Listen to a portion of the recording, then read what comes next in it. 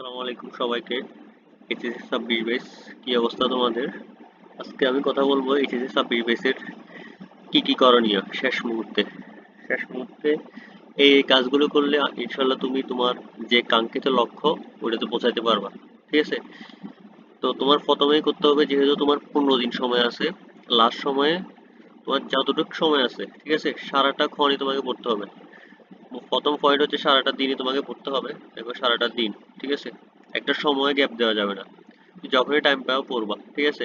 তোমার এখন কাজ হচ্ছে মেনলি পড়াশোনা, ঘুমানো, আবার এটা রিপিট করা, ঠিক আছে। তুমি সকালে ঘুম থেকে উঠলা, ঠিক আছে, পড়লা, আবার ঘুমালা, পড়লা, ঠিক আছে। এর বাইরে আর কোনো কাজ নাই। তো তোমার বেসিক কাজ যেগুলো আছে, খাওয়া, বাথরুমে যাওয়া, তারপর হচ্ছে তোমার আর কি করা, উম, আর যেগুলো আছে আর কি, ঠিক আছে। এখন আবার তুমি ফিফা যে ওয়ার্ল্ড কাপ চলতেছে, খেলাধুলা দেখিও না, ঠিক আছে। খেলাধুলার আপাতত দরকার নাই। তুমি হচ্ছে তোমার যে বেসিক কাজগুলো আছে না, খালি ওগুলাই করো, বুঝছো। বেসিক কাজের এগুলো, এর বাইরে আর কিছু করা যাবে না। পড়াশোনা, পড়াশোনা, ঘুমানো, আবার ঘুম থেকে উঠে আবার পড়াশোনা, ঠিক আছে। এভাবে এই জিনিসটা খালি রিপিট হতে থাকবে, ঠিক আছে। বারবার রিপিট করবা। নেক্সট 15 দিন খালি এই বোরিং কাজটা বারবার করবা, ঠিক আছে। এটা বোরিং হতে পারে, বাট এটা তোমার লাইফে অনেক কিছু চেঞ্জ করে দিবে। এর পরবর্তীতে আসো, টার্গেট ফুলফিল করবা। তো টার্গেট ফুলফিল করার জন্য তোমাকে টার্গেট করতে হবে। তুমি আজকে ধরো 15 ঘন্টা পড়লা, তো 15 ঘন্টার মধ্যে কি কি পড়বা, কোন কোন সাবজেক্ট পড়বা, তুমি ইয়া করে হলো ফিজিক্সের আজকে একটা পড়লা, তারপর হচ্ছে ম্যাথের একটা পড়লা, তারপর আজকে আইসিটি পড়লা, ঠিক আছে। কোন কোন চ্যাপ্টার পড়বা এটা তুমি আগে থেকে সিলেক্ট করে ফেলবা এর আগের দিন।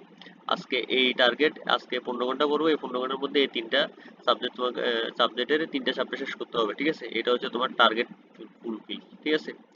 এরপরে আসো ধরো বায়োলজি, কেমিস্ট্রি, হিস্ট্রি, ফাইন্যান্স, যেগুলো হচ্ছে তোমার রিভিশন জাতীয়, রিডিং জাতীয় যে পড়াগুলো আছে না, ওগুলোর যে দাগানো বই, ঠিক আছে, ওইটার দাগানো বইটা তোমাকে হচ্ছে 3-4 বার মিনিমাম রিভিশন দিতে হবে, ঠিক আছে। তুমি প্রথমবার যখন রিভিশন দিবে তখন তুমি অত ভালো বুঝবা না, বা হচ্ছে বুঝলেও তোমার মাথার উপর দিয়ে যাবে, বাট হচ্ছে তুমি মাথায় এটা ক্যাচ করতে পারবে না। কিন্তু যখন দ্বিতীয়বার দিবে, দেখবে যে অনেকটা কন্ট্রোলে চলে আসবে, ঠিক আছে। যখন তৃতীয়বার, চতুর্থবার দিবে, তুমি অনেকটা বুঝতে পারবা, ঠিক আছে। মানে হচ্ছে তুমি যত বেশি রিভিশন দিবে, তত বেশি তুমি জানতে পারবা, বুঝতে পারবা, এবং জিনিসগুলো তোমার মাথায় সহজে গেঁথে যাবে, ঠিক আছে।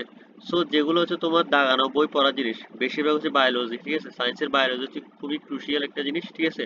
আর্টসের হিস্ট্রি, ঠিক আছে। এই সাবজেক্টগুলো হচ্ছে খুবই ক্রুশিয়াল। এগুলা ইনফরমেশন অনেক বেশি, পরীক্ষার হলে ভুলে যায়, ঠিক আছে। এগুলো যত বেশি রিভিশন দিও তত ভালো, ঠিক আছে। সো এগুলো যে বারবার দাগানো করে রিভিশন দাও, কারণ এগুলোতে এমসিকিউতে ভালো করার একমাত্র লক্ষ্য হচ্ছে তুমি দাগানো করে রিভিশন দিতে হবে বারবার। এরপর আর কিছু করার নেই।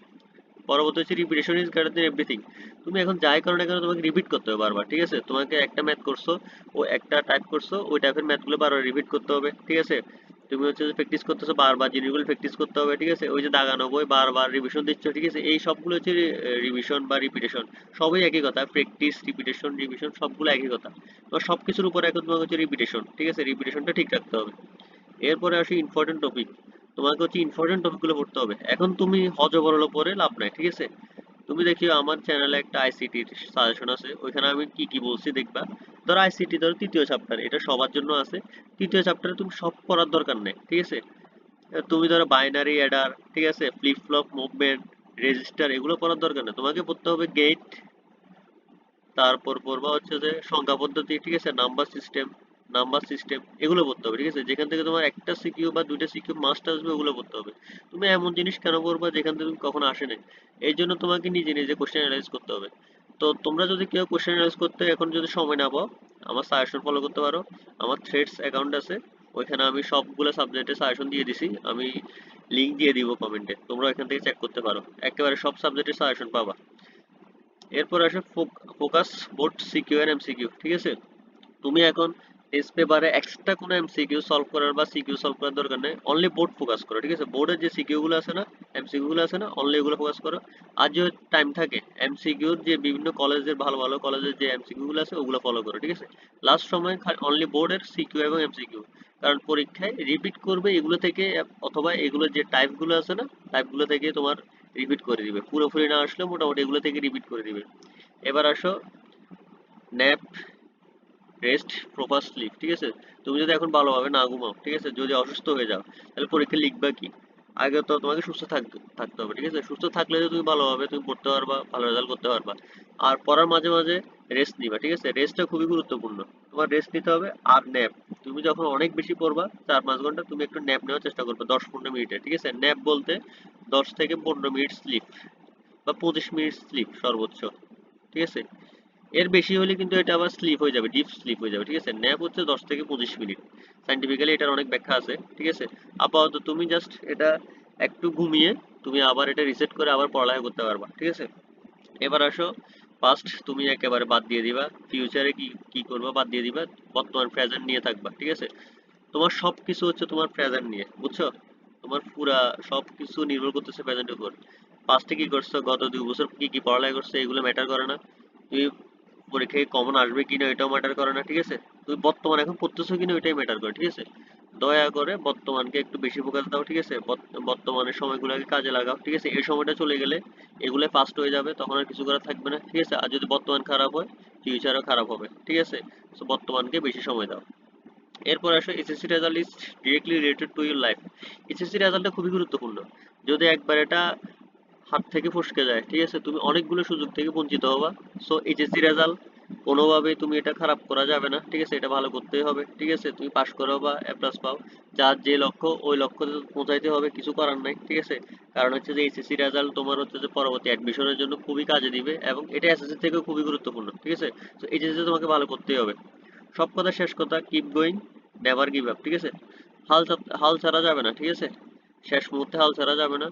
সবাই এখন পড়তেছে, সবারই অবস্থা খারাপ, কারোই রিভিশন হয় নাই, সিলেবাস শেষ হয় নাই, ঠিক আছে? কিন্তু সবারই অবস্থা সেম।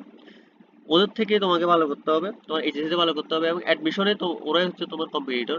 তো তুমি যদি এখন ভালো করো, অ্যাডমিশনে তুমি কনফিডেন্স পাবা।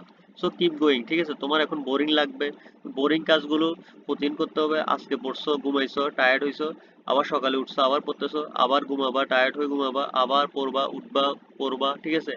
এভাবে চলতে থাকবে, ঠিক আছে? এভাবে নেক্সট 1-1.5 মাস চলতে থাকবে, এবং নেভার গিভ আপ। তোমার মনে হইতে পারে যে আমার দ্বারা কিছু হবে না, মনে হচ্ছে আমি পারবো না, ঠিক আছে? এই তো একটু একটু হাল ছেড়ে দিই, ঠিক আছে? আমার দ্বারা মনে হচ্ছে হবে না, ঠিক আছে? চেষ্টা করতে হবে, শেষ পর্যন্ত লেগে থাকতে হবে, ঠিক আছে? ইনশাল্লাহ সফল হবা। সবার জন্য শুভকামনা। এই বলে আমি, আল্লাহ হাফেজ, ঠিক আছে? এই বলে আমি আমার শেষ কথা শেষ করলাম, ঠিক আছে?